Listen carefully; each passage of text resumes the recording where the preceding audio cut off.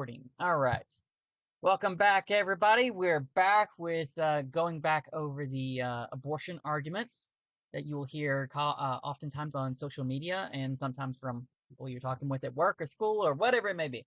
So, again, we have the spicy Baptist and the charismatic curmudgeon, and of course, I am from the Reformed Arminian. So we're gonna go straight back to the abortion arguments that we are addressing. So we're going to try and get through 3 or 4. So the first one, which I think both of you have come across, is called the violinist argument, which is sometimes referred to as the strongest argument in favor of abortion. Now, charismatic, I know you have very strong opinions against that. I do. We'll get Gee, into tell us that. how you feel. We'll get into that. We'll love to hear what you have to say about that. Okay, so for those of you who haven't heard the violinist argument, so this is what it is. So it's an interesting analogy. It's an interesting story of how they set it up. So the story is that there's a violinist who is dying, and the only way to prolong his life is to hook him up to another human being and siphon off some of that person's blood or kidney function or something. As a form of life support. So he must remain in this state for several months, which is necessary for a medical technology to reach the point where it can intervene and completely resuscitate him. So the music lovers, in their zeal to save the violinist, find some random woman who happens to be the only person in the world with the right blood type. So as she sleeps in bed, they hook her up to the violinist, and the woman wakes up to find herself strapped down to the bed and attached as a form of life support to a complete stranger, essentially a human parasite lying next to her. Unless she severs the tubes, she can't move or go anywhere indefinitely. Forced to have her energy siphoned off by the parasite, most people's reaction is that the woman has the right to free herself of the violinist, even though she knows that it will result in his death. So, since charismatic curmudgeon, since you have such strong feelings on this, do you want to go first, or? Sure, I'll go first, and I think I can even be succinct.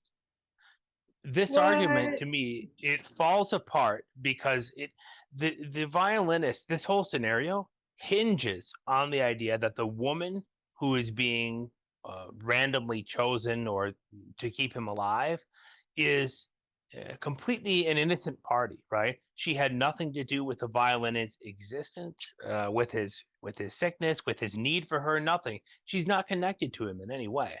And that's where it's supposed to tug at your heartstrings, going, wow, well, is it really fair to force one person to give something up to help another, like a stranger?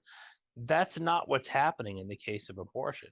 When we're talking about abortion, the mother directly led to the existence of this unborn child. We're not talking about cases of rape here, of course. We're not even getting into that right now. We're talking here about people who engaged in consensual sex that they absolutely knew had a very real possibility of leading to the creation of another life, and it did. And now in this violinist argument, we're trying to pretend that the mother of the child is just this random stranger through no fault of her own, through unrelated to any choice she's made. There is another person who needs her to stay alive. The only way this situation would be similar would be if babies randomly appeared in the Cabbage Patch or something, right? Or the stork brings them, and we start randomly selecting women and saying you have to keep them alive and carry them to term.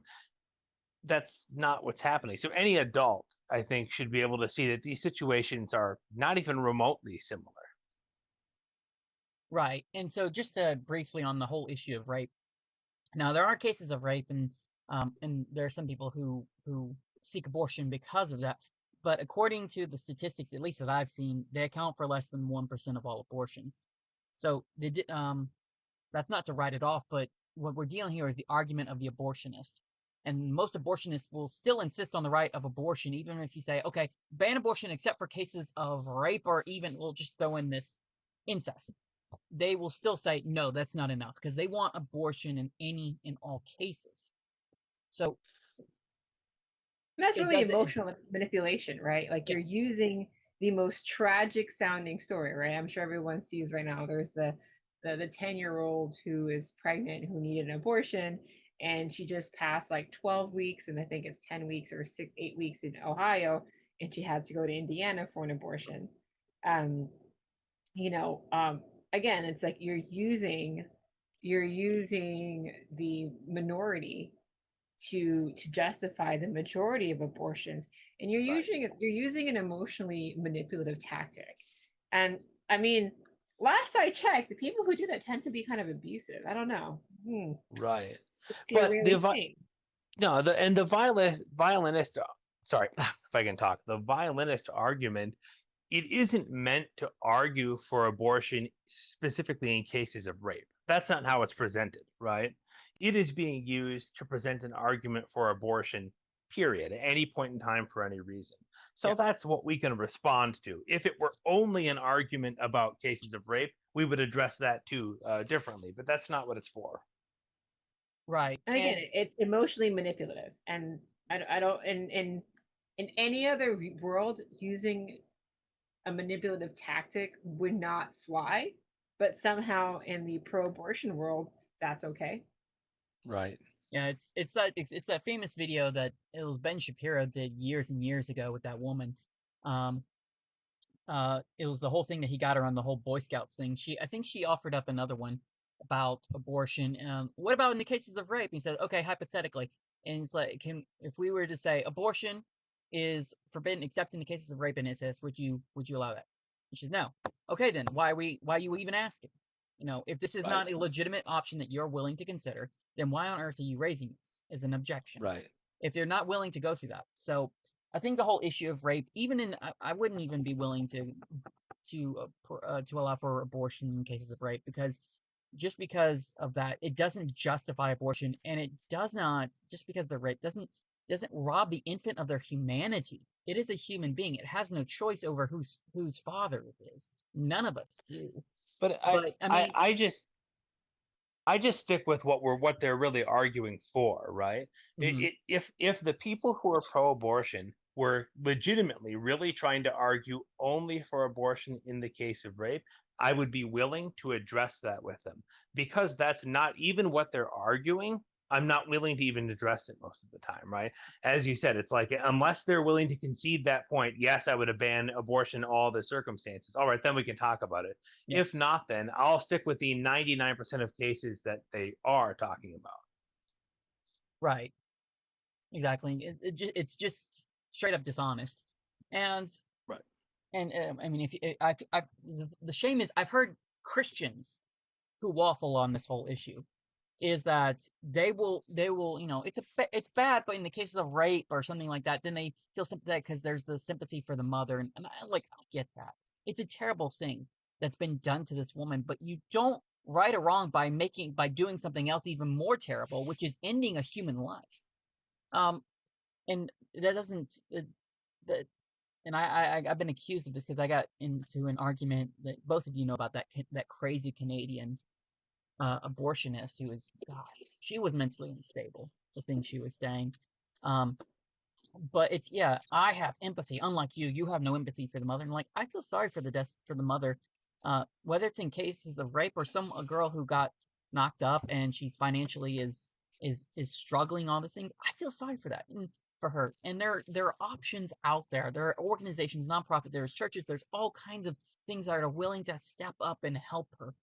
Um, it's like, I'm really empathetic because I empathize with the mother, whereas you don't. I'm like, no, I feel empathy for the mother, but my empathy ends at when the person decides to kill an infant in cold blood. I said, I cannot empathize with that. I empathize with the desperate situation she's in, but not with the decision she's made to murder a child in such a barbaric fashion, to crush its skull or to rip it limb from limb or do the other things that they do at abortion clinics. I think that's barbaric.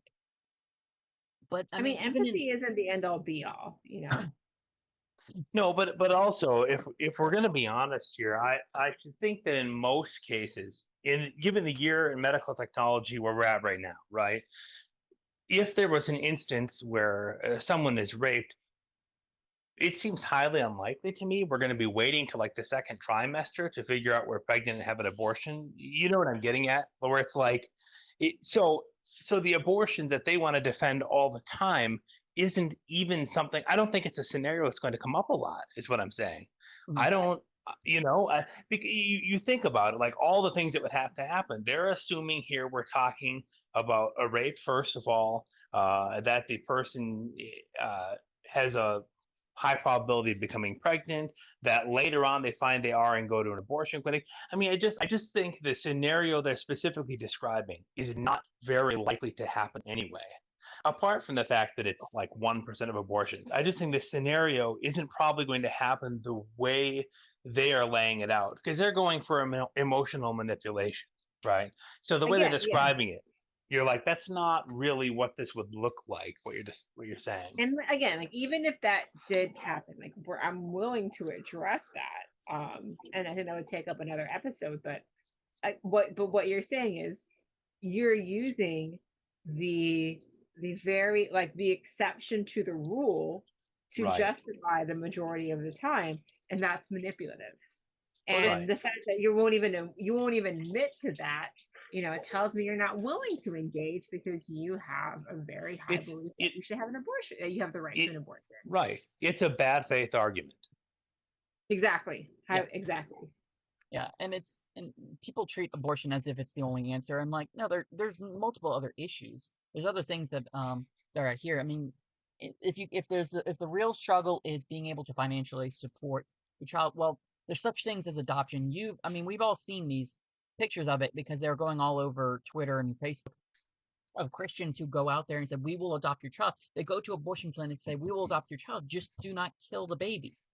And I know of several guys. There's several guys like this. I mean, the one I know best, even though I disagree with him because he's, among other things, a post-millennialist, a Calvinist, a presuppositionalist. He puts his money where his mouth is. Wait, you mean you're an Arminian reformer? All right, you're an Arminian? What? You're funny. So, it was Jeff Durbin with Apologia, and he goes out and I think several of his children are adopted from mothers who were going to kill them at abortion clinics, and I think he talked them out of it. And there are other individuals I know of who are like this. I've worked with people who grew up like that, whose mothers were going to kill them, but they had Christians talk them out of it and adopted their child, and they're now working with foster children with me and helping these kids out. So there's always more options. Killing a child is not the answer, but I mean, just to get back to the whole argument, because I think we have 17 minutes left in this whole thing.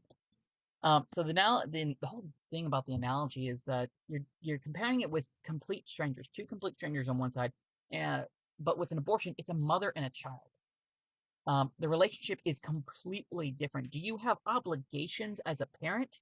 Yes. You could debate whether you have obligations to a complete stranger, but I don't know of many people who would say they have no obligation to their children. The law doesn't even say that. You let your child who's only 2 years old starve to death, you will be punished for it because you have certain obligations. And I would say that's the moral argument as well. You have moral obligations to your children, and that includes in the womb. So the analogy, I think, is two different things, from a complete stranger to your own child. And like what you said, the whole issue is the whole thing of consent and everything like that. It's not like, oh, she woke up one morning, and then on the night she was pregnant, even though yeah, where did that come from? Gee, I wonder. And you are playing, you're playing with a loaded gun in this, in the case that there's always potential that you might become pregnant, because that's the purpose of sex, is to lead to the creation of to children, to your progeny, to reproduction, all these other synonyms. So there's always that possibility, and you know that going in. It's not like these people have never had the talk or didn't go through public school that gives you the whole thing about sex education and how to put a condom on a banana and all the other weird things I thankfully missed out on. In fairness, if you're really, really dumb, you might have thought it only applied to bananas. So you didn't really get the message. They've had sex and they're like, I'm still not sure where the banana comes into it, but I figured we get to that in a different chapter. Yeah. That's for 50 Shades of Grey, curmudgeon. Right. Hey, this is a Christian podcast. And so, one of the other things is, well, I consented to sex, but I didn't consent to having children. Like, try playing this to the man. If the woman decides to keep the infant, well, hold on. I consented to the sex part. I didn't consent to financially supporting you in case you got pregnant. And no one would follow that. I don't think anyone would follow that argument. I mean, Dave Chappelle had a really good, Dave Chappelle had a really good, response. It was a really good stand, and there's a lot of cursing in it and few N words, but so watch it at your own risk. But he says, okay, so if it's your body, your choice, it's my wallet, my choice. If you have the right to kill or keep this guy, he didn't say those words, then I have the right to walk away. So figure it out for yourselves. That's what he said. That's not what I'm saying. Don't take this out of context. But it doesn't fly, because if you told anybody that right now, they'd be like, no, he has an obligation. He has no right to that. He doesn't just get off scot-free. Well, okay, then if he doesn't get off scot-free, then neither do you, right? Mm-hmm. Yeah, and so If you, sorry, was he saying? I was gonna, I'd say if you want to be consistent, then I actually think you have to say what's happening in Dave Chappelle's scenario is worse, because the father, once the pregnancy occurs, he doesn't even have any choice. It is the mother who's, up until very recently in every state, could choose to kill this unborn child, and the father had no say in it. And if she chose to allow the pregnancy to proceed, he'd be, financially obligated. So really, his rights are being violated more than the mother's in that sense. That he plays no role afterwards.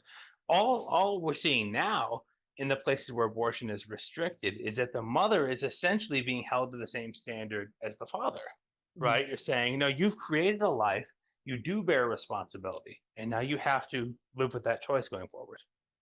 Exactly. And I think the whole analogy kind of falls apart, because unplugging from the violinist is different from an abortion. One is withdrawing treatment, and the other is the specific act of killing. You are crushing the child's skull, you're ripping the child apart. That's an abortion versus withdrawing support. Abortion is just the act, is not an act of withdrawing treatment. And by the way, when RA is talking about crushing skull and body parts, we're talking about kind of like, later term abortions, right? You could have a medical abortion and take drugs that would just force you to bleed, and you would lose your lining, I think. But that's not the only one. But we're referring to kind of later term abortions, because by then you kind of know you don't really have an excuse. Just to make that clear. Yeah. All right. I think that's it for that argument. I think we spent enough time on that. We got about 11 or so. Let's try and get it done in 11 minutes. We got 2 more arguments. Get her done. So there's the sustainment argument, which is the right to life ends at another person's body. So it has a right to live, which means, like the rest of humanity, it is free to sustain its own life. Abortion only ends in death because the fetus can't do that. We are just holding them to the same standard as everyone else. You're just trying to grant special rights, extra rights to the infant at the expense of women. So this is the argument I've seen on TikTok. Well, at its root, why are you even on TikTok, sir? I don't know. At its root, as libertarians, we know the Chinese are totally spying on us. So I don't know why would you do that. But anyways, this is the violinist argument at the heart, right? It's the same. It's fundamentally the same argument. You're saying that you can't compel one person to sustain the life of a different person if they can't sustain it on their own. So to me, they're like 1A and 1B. They're kind of the same argument.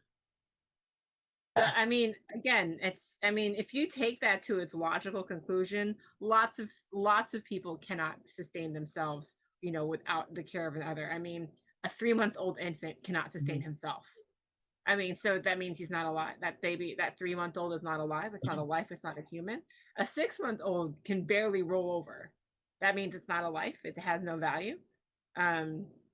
A person who is, wheelchair bound, a person who is quadriplegic but still has all the mental capability, has not had any brain damage.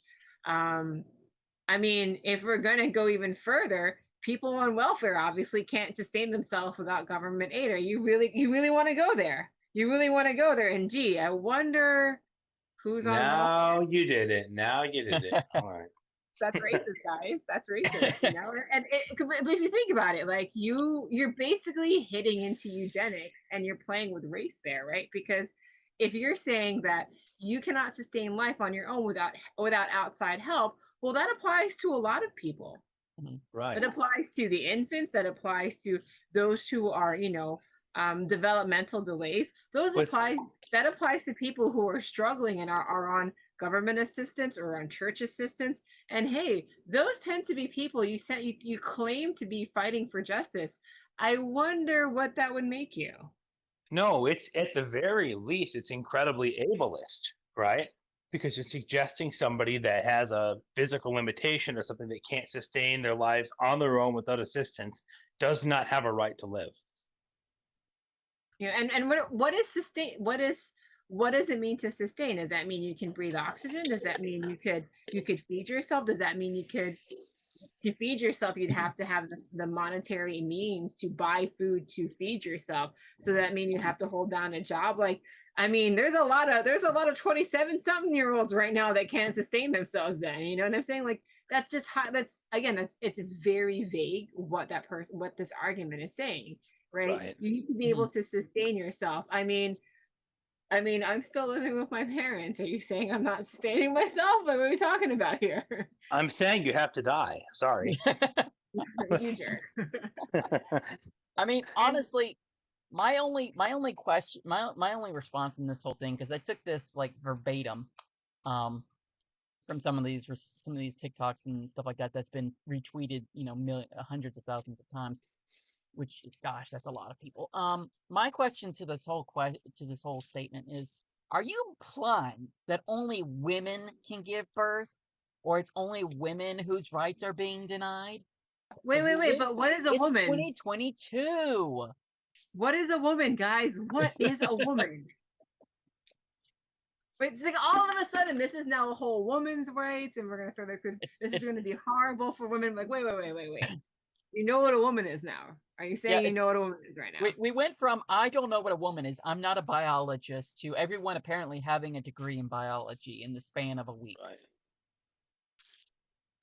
I mean, well, and it does point out the divide. There really is a very real divide between traditional, even like third wave feminists with the trans movement today.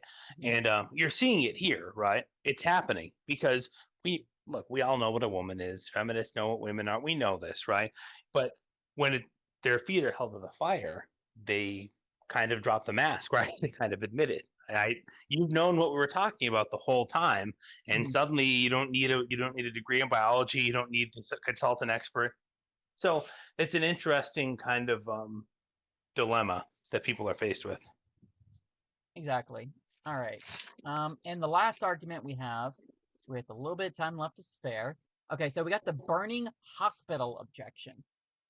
So the example that is given here, and this is another very popular one on TikTok that I saw a lot on Twitter as well, is this whole objection that there is a children's hospital that is on fire and there's a fertility clinic right next to it that's also on fire. How they are both next to each other and on fire at the exact same time, I mean, is beyond me. I guess a really, really bad day. Yeah. It's just been a very bad day for the city if there's that many fires going on. I mean, are you saying that there's not enough water? So I mean, the question is, like, who do you save? And wouldn't you save the children instead, like any other sane person? And that's generally the argument. And I feel like a lot of these pro-abortion like advocates arguments all kind of repeat each other.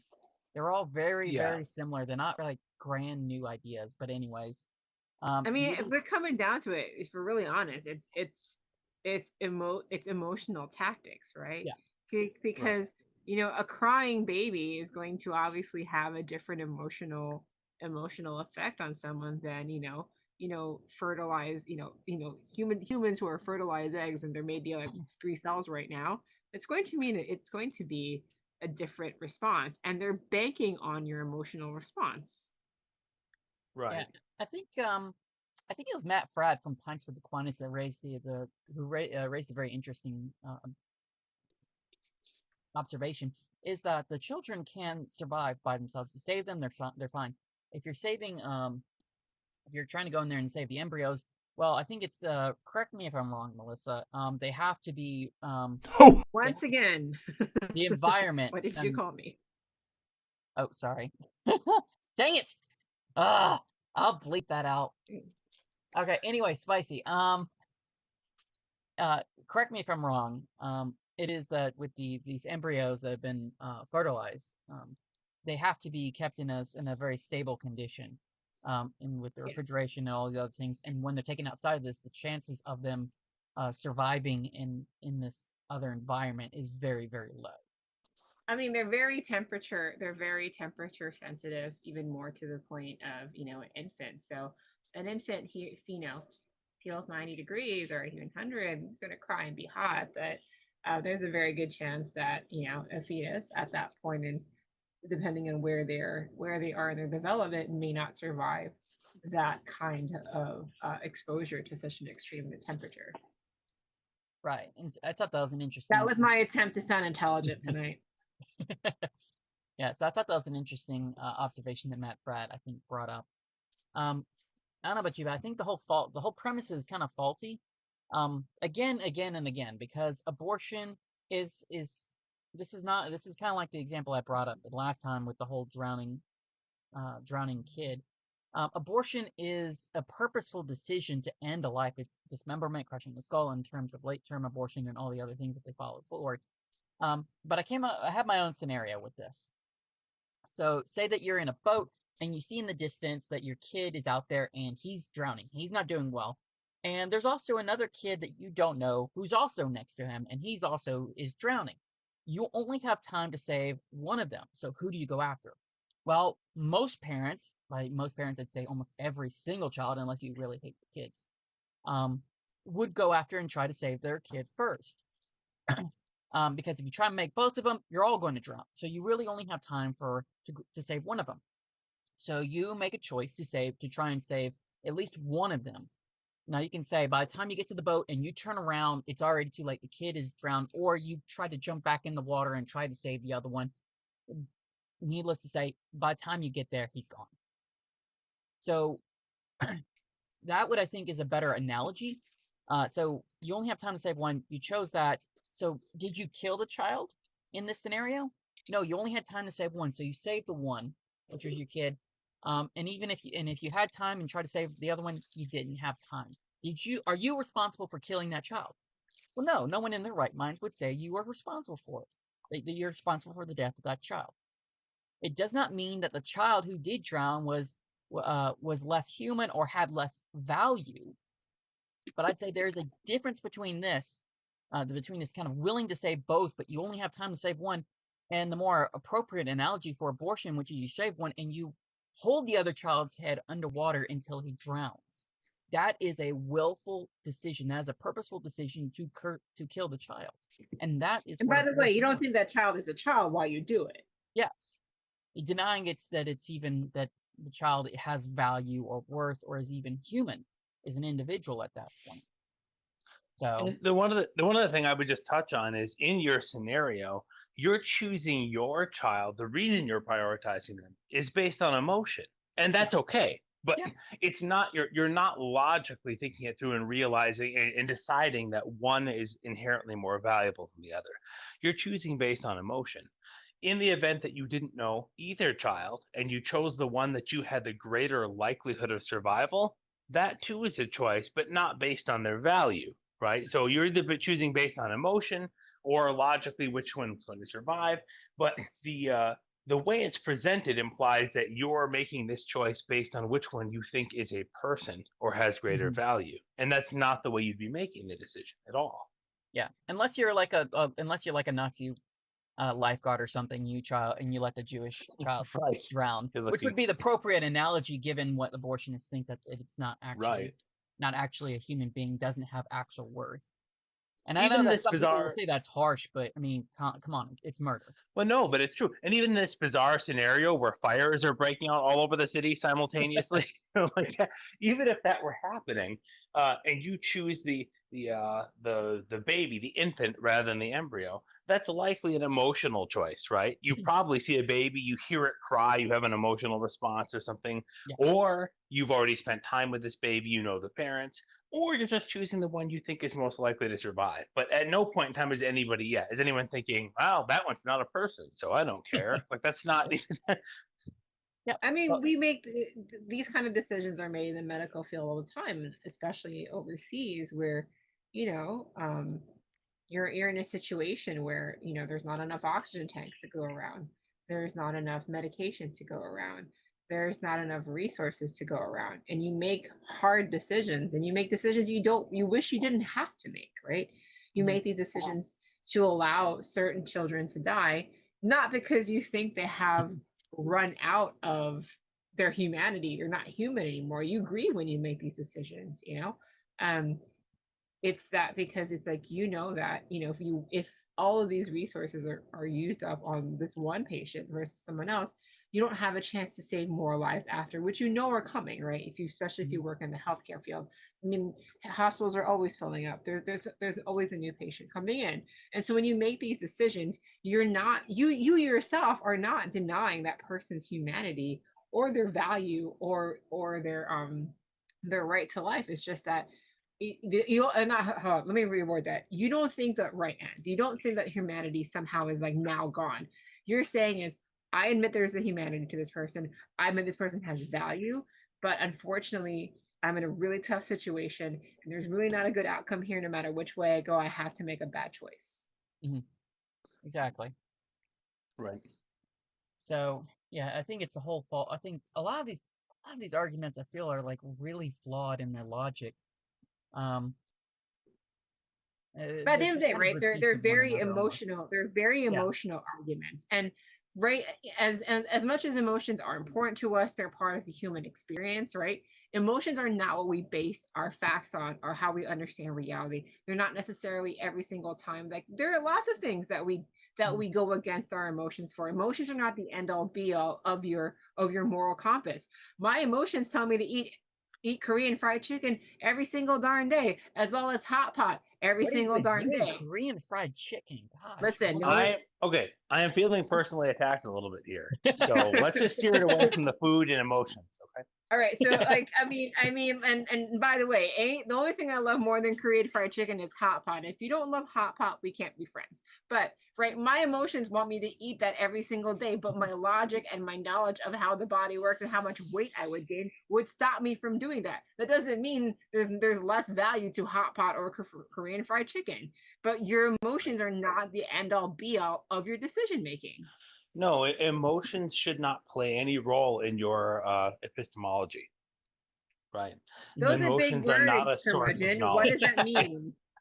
So epistemology is the branch of philosophy dealing with the nature of knowledge, right? And what it is and how it's acquired and how you determine things. So emotions should not play any role in that. It's okay for emotions to play a role in your decision making in other situations. It's appropriate we have emotions, but that's not how you determine the nature of reality in the world around you. It's not how we gain information by going by what we feel. It's not a reliable way to do that. So I agree. are you saying facts don't care about your feelings? Yeah, I guess so. In a lot more words. Yes, that's what I'm I'm saying. now offended now. No, but I mean that's right, right? Because like that's like saying, well, I don't like cancer, therefore cancer doesn't exist. Like, no one would make that argument. You know what I mean? Exactly. Right. All right, guys. I think our time is up. We just went over just slightly, but that's not too bad. All right. Anything else you guys want to say before we log off? As always, read your Bible, stay in the Word, because you have to be ready to defend. And I feel like we're gonna I feel like Deuteronomy owes us for free advertising to read your Bible. Just to let everybody know, Dude-oronomy, not Deuteronomy like the book. No. Dude, yeah. The meme Although page on Facebook. yeah. Him and Phil All right. Dozer. All right, Charismatic, you have anything else to say before we log off? No, that covers it. All right, guys. Thanks for coming on, and as always, God bless.